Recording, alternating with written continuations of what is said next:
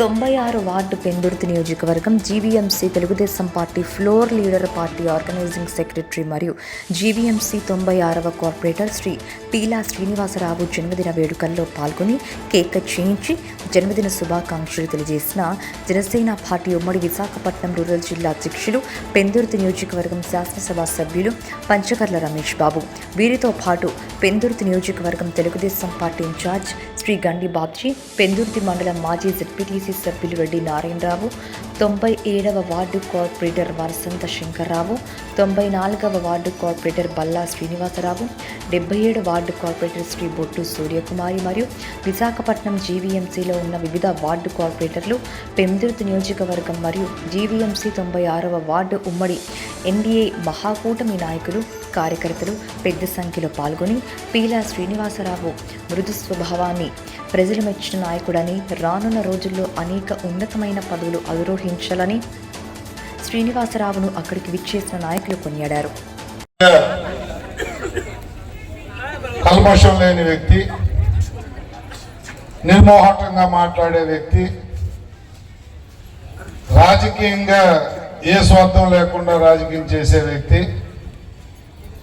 మరి నాకు అత్యంత ఆప్తుడు. ఇప్పుడే కాదు, 2009లో ఇక్కడ పోటీ చేసినప్పటి నుంచి కూడా, అప్పటి నుంచి ఇప్పటి వరకు కూడా ఏ మాత్రం మారకుండా, అంటే పదవులు వచ్చినప్పుడు ఒకలాగా, పదవులు లేనప్పుడు ఒకలాగా కాకుండా, తన వ్యక్తిత్వంతో, తన నిజాయితీతో, తన చిత్తశుద్ధితో రాజకీయాలు చేస్తున్న నా తమ్ముడు,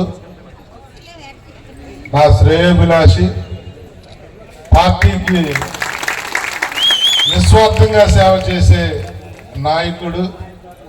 మరి ముఖ్యంగా చెప్పాలంటే గతంతో ఒక ఎత్తు, మొన్న ఎలక్షన్లో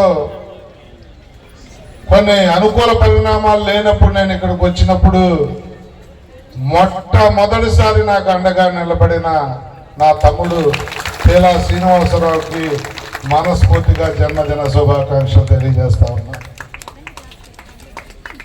రాజకీయాల్లో ఎంతో కొంత స్వార్థం ఉంటుంది, సొంత లాభం ఉంటుంది.